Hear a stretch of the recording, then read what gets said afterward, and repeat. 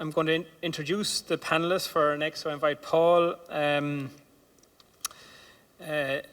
and Declan to take the stage, please. And I'm going to hand back to, once I introduce the speakers, I'm going to hand back to Paddy to actually chair this panel discussion. So our first panelist is Paul O'Brien. Paul is the chair of the IFA, the Irish Farmers Association National Environment and Rural Affairs Committee. Paul is a sheep and tillage farmer from Kilkenny, and in IrBEA we have a good working relationship with the Irish Farmers Association, engaged with Paul and his colleagues in the IFA on a regular basis and in regular discussion on many topics around the bioenergy area. Next to Paul, we're delighted to welcome Declan Rice. Declan is the CEO of Kilkenny Leader Partnership, and Declan is replacing his colleague Martin Rafter today. Martin is the Deputy CEO, so we're delighted to welcome Declan. Thanks for taking time out to join us. And then our third speaker is Denis Malone. So Denis is Director of Services, including Planning, Environmental Services and Economic Development with Kilkenny Local Authority. So again, thanks very much, Denis, for taking time out to join us. So I hand over to Paddy, who will chair this panel discussion, and it'll lead us into lunch. Thanks, Paddy. Thanks, Sean. So again, I want to thank Sean for facilitating this, I suppose, from the Southeast perspective, and the panellists who are all very familiar with me, and I work with them on a very regular basis within the Energy Agency.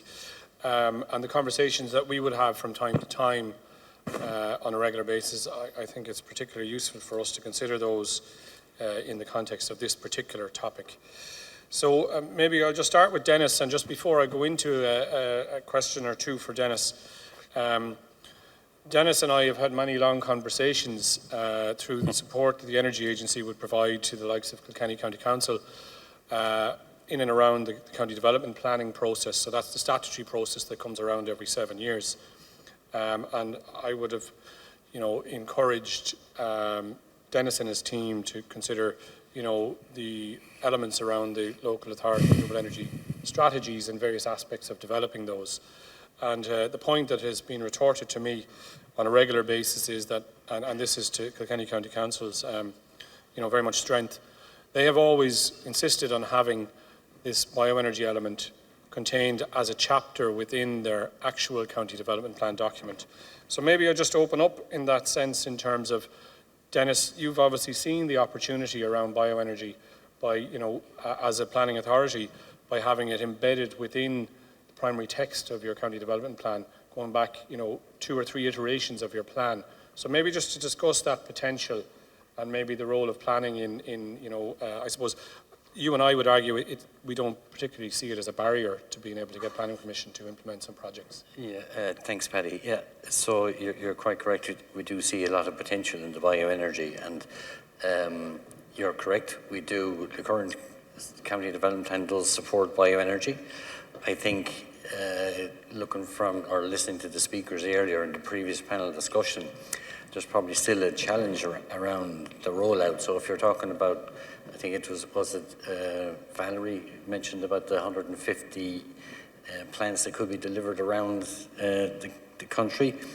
To have that embedded in the planning system or supported through the planning system is important.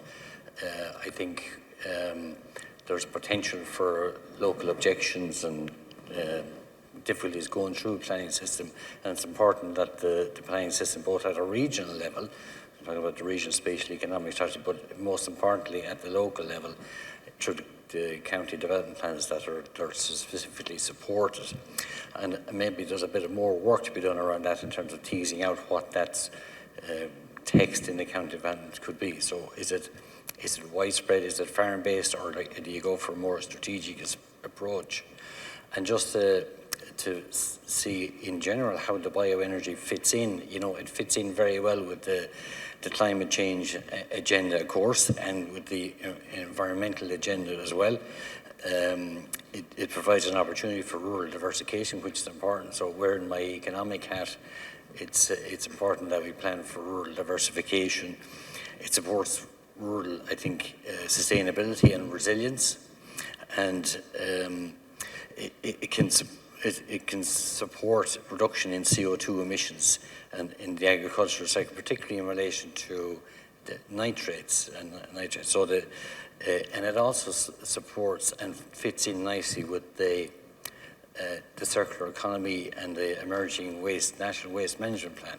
So for me, it's a win-win. Everybody will win out of this. The agricultural sector will win, planning will win, the government will win, we'll reduce our carbon footprint and reduce our CO2. So, bring it on is what I would say. And if there was a bit of discussion earlier about incentives and so on, so it is important, I think, that at a national level, these incentives are put in place to get people into developing the necessary infrastructure. That's the way it must be my view on it. Yeah, thank you, Denis. And I think even to add to that, going back to the point that Paul Dean made on the first panel session about our credibility, I think all of this would, support Ireland in the sense of its credibility and international. I suppose moving on to, and it's always nice to have a speaker who can't make it and then to get his boss to come along instead. So I just have to rub Declan's back before I let him loose on the panel. But from a leader perspective, Declan, and you have a lot of experience in this, and very early adopter in terms of the Danone plant, and unfortunately Danone couldn't come here today.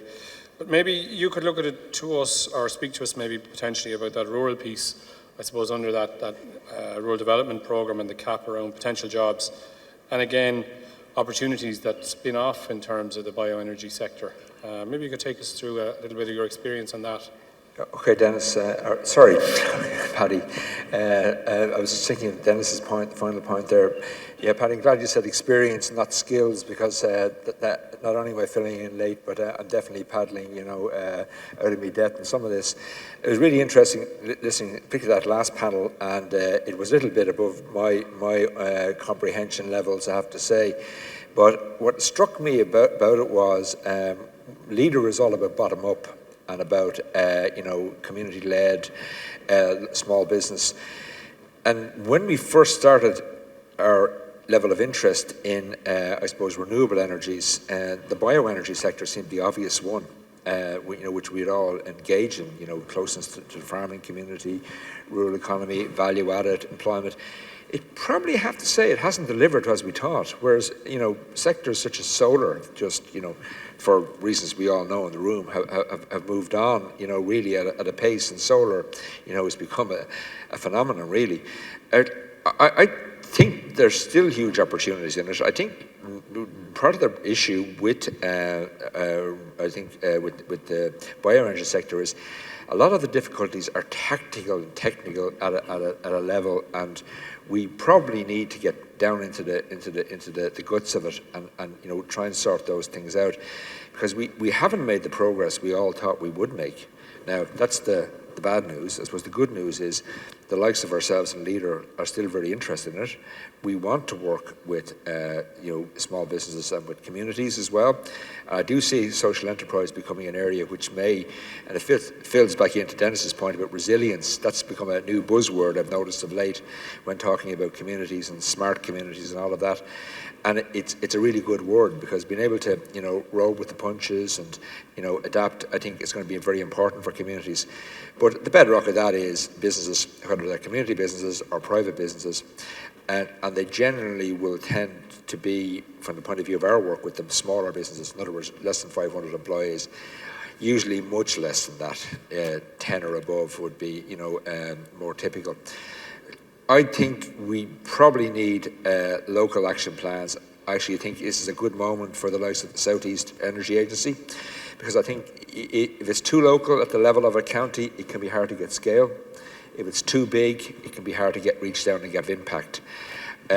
We probably need plans going across the sector. We need to talk to the farming organisations. We need to be talking to the likes of the councils, talking about leader companies, and it needs to be something which we can set targets and deliver on collectively. In other words, we can compete if we want within that sector, and sometimes competition is good between agencies.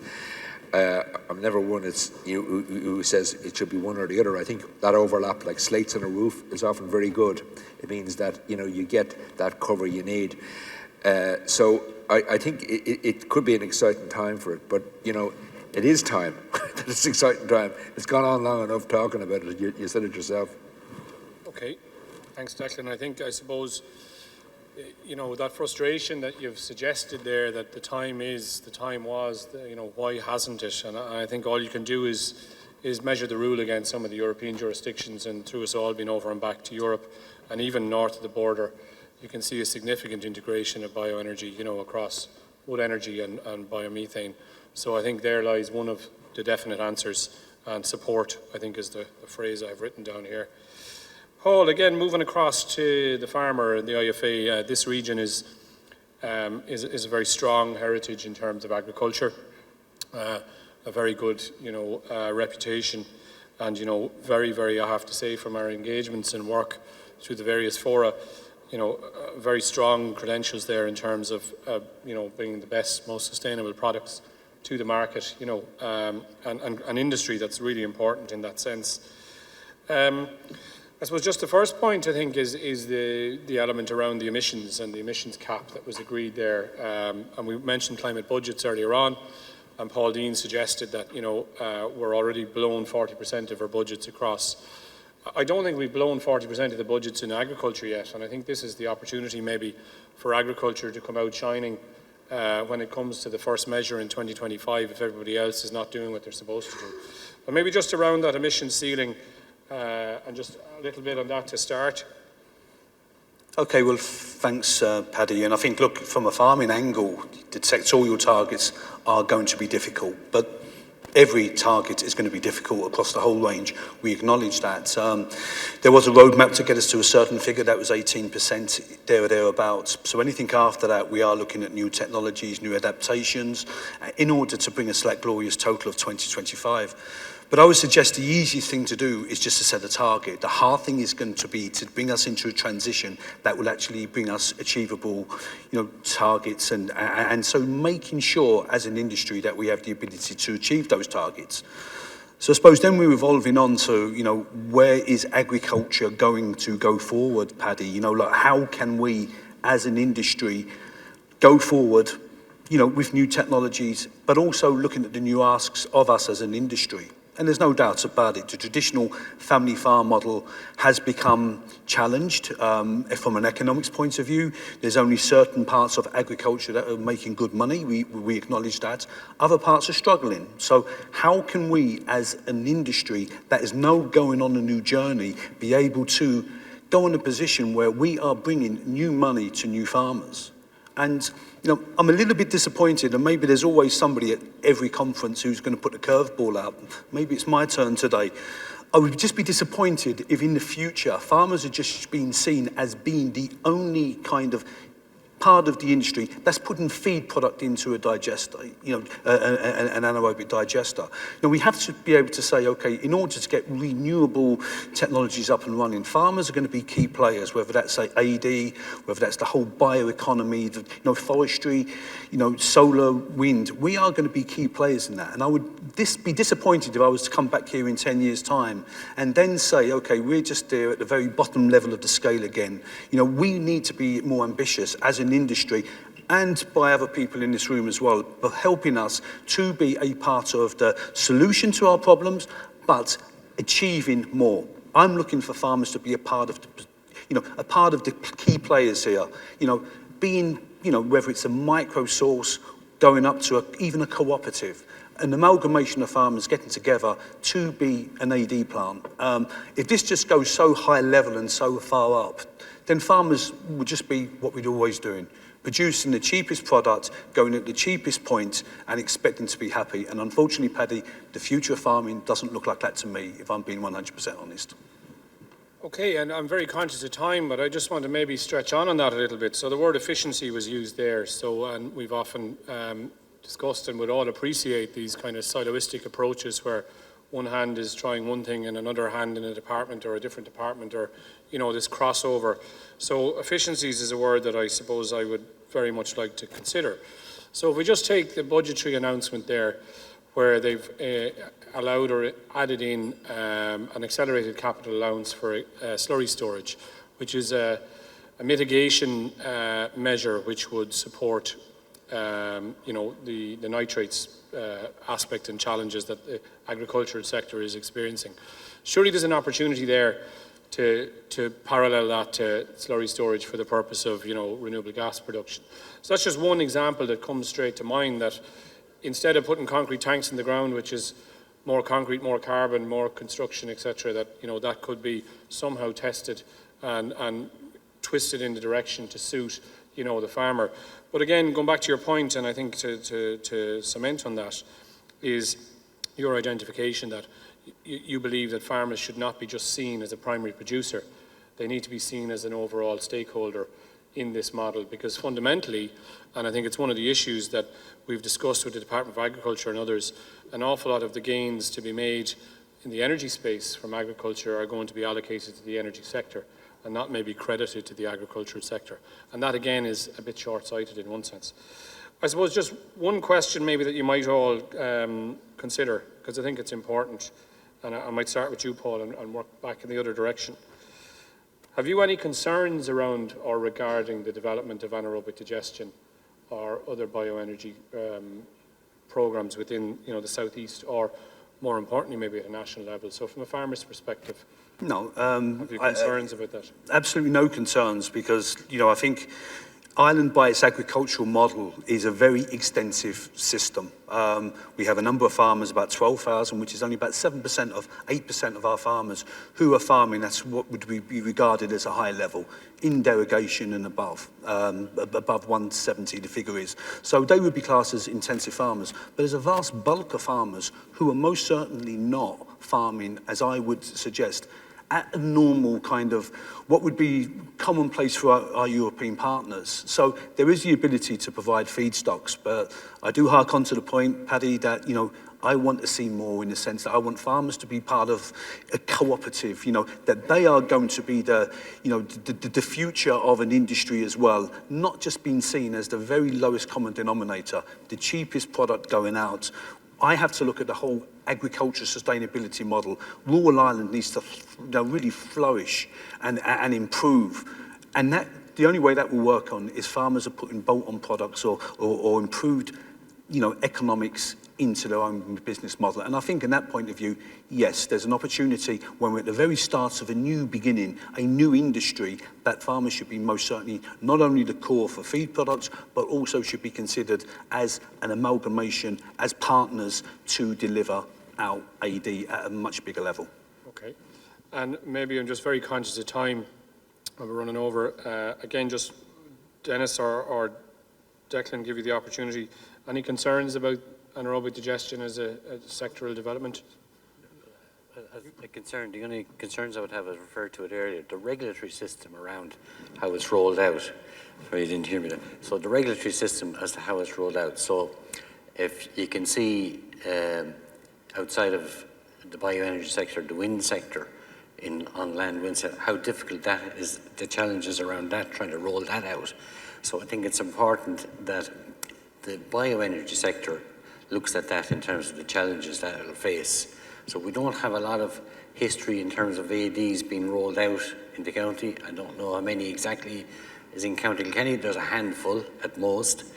But I've experienced where planning applications have come in for such facilities, and there's a lot of concern locally about waste energy, food waste and animal waste coming to feed the director. So that's a concern, I'd say, where it could stymie projects, or at least put obstacles in the way of projects being rolled out.